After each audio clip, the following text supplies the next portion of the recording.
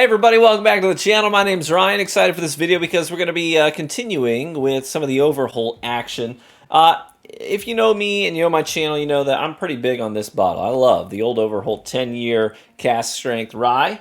That is coming out of Jim Beam. Originally, the old Overholt label, they were a distillery in Pennsylvania. That's where they got started. They got picked up the year before I was born, 1987. They got picked up by Jim Beam, and they took over production of the old Overholt label there in Kentucky. But this year, they just put out a brand new product under the Overholt label. It is called the A. Overholt Straight Rye Whiskey Monongahela Mash. So what is that? What does that mean? So Monongahela, name of a river in Pennsylvania. It's really fun watching other whiskey YouTubers and writers and content creators try to pronounce Monongahela.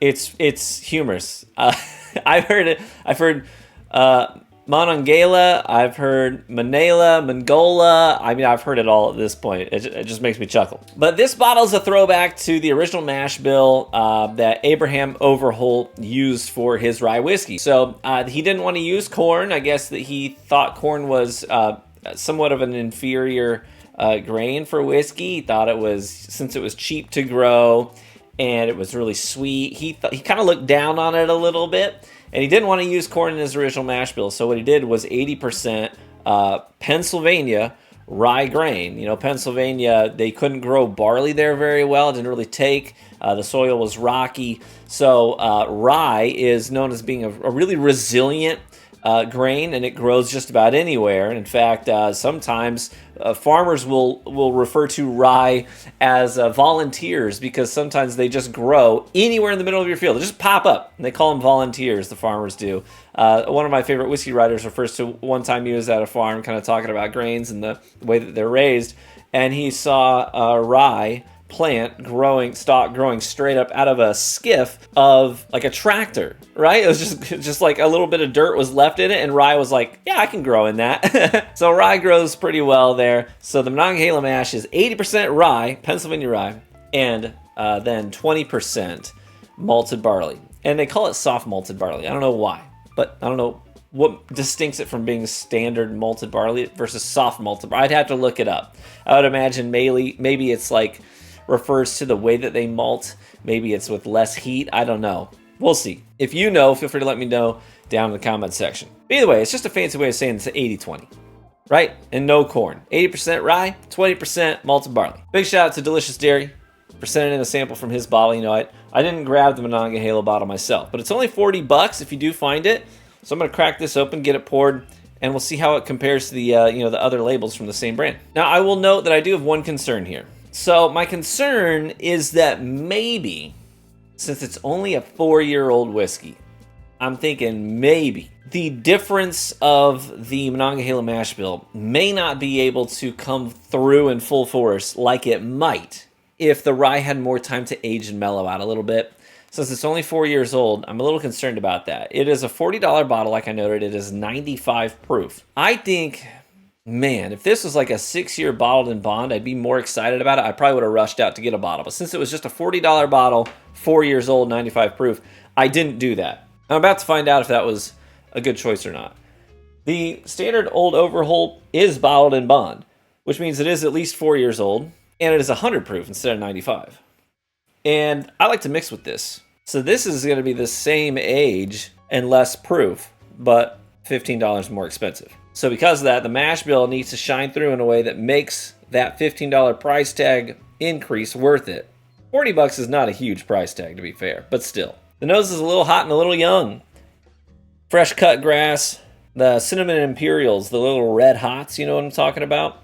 And wet coffee grounds, straight out of your percolator. A little earthy on the nose. Let's try it. Cheers. Up front, I think cloves and anise. A little licoricey. Get a little bit ahead of that cinnamon spice as well. But then you transition into the finish. There's not a lot of oak. It's kind of like a young oak on here. The finish is this sort of drawn out, sweet, earthy note. This is kind of the best way I can describe it. Sweet and earthy. I think of like root herbs, root spices, you know, like your gingers and things like that. Maybe even sort of like a root beer kind of a note late in the finish. The finish is longer than I expected it to be at 95 proof, but it hangs on for a decent while. medium length. All in all, those are not notes that I dislike. You know, I actually tend to really like some of those root spice notes. You know, I love ginger. I really like the anise and clove notes in just about anything that I have it in.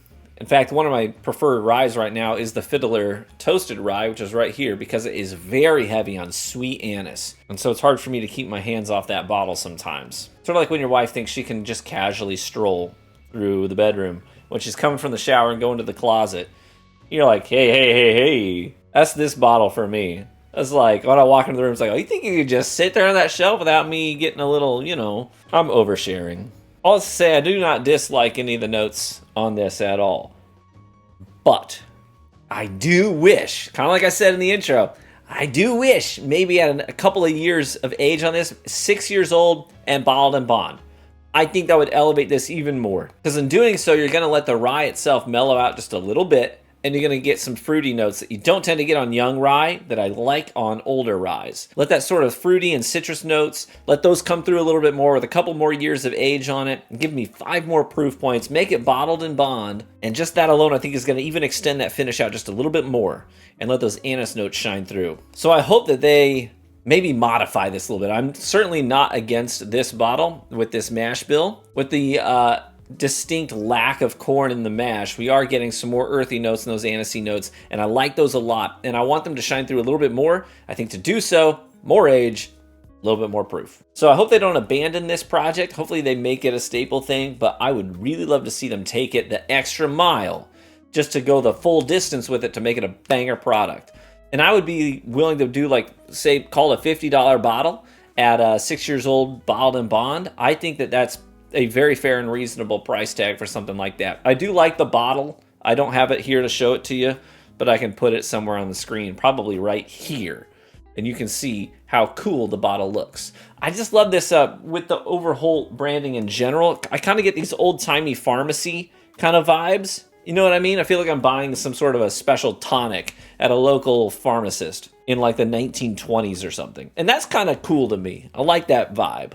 So thanks again, Derry, for sharing this with me. I appreciate it, brother. Hey, I'm actually doing a fun thing right now. I can't wait to do this. We got a few more samples waiting to come in before I can start recording it. But I decided, since this is like my favorite rye on my shelf right now, I said, all right, Patreon members, we're going to throw down. I issued a challenge. I said in our Discord, I said, hey, I bet you guys don't have a rye on your shelf that can beat my rye in a blind. And they said, bet. So I've got 6 samples coming in of ryes from shelves of some of our Patreon supporters who said, I will take on that challenge. So here's what I'm going to do. Once I have all 6 of them here, I will then do a first video where I line up all 6 of them.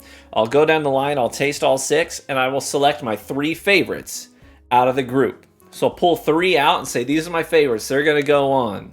And then those 3, in the second video, I'll take those 3 winners and stack them up in a blind with the old Overholt. Now, I have no idea what these are because they're not labeling the bottles as they come in. They're just writing their name on it. So all I will know is whose bottle it is, but not what's inside of it. My wife will have the key that the Patreon members are emailing to her.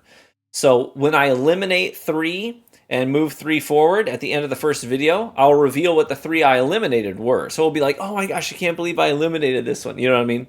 And then after the final video, we'll reveal what all of them were. I'm very excited about it. Should be a lot of fun. But we like to do fun stuff like that in our Patreon group and in our Discord groups. We'd love to get to know you, love to meet you. Feel free to join our Discord. It's popping. People always talking in there, talking about what they're hunting, what they've got, what they're looking to get, swapping samples with each other so you can try something before you buy it. Great people in there doing great things. The Discord's free to join. The link is in the description. And a big shout out to all my Patreon supporters for directly contributing to the channel. You send in samples so I can make videos like this one. You fund the bottles that I get to pick up and review here on the channel. So you're the reason I can pump out as much content as I do, because I just can't have every bottle in the world on my shelf. If you want to check out our Patreon page, you can do so for as little as $1. Like just $1 is the base tier. We made it really, really accessible. So appreciate each and every person who has subscribed to the Patreon group and helps fund the channel. Appreciate you very, very much. Cheers, my friends. May you live richly and get better with age.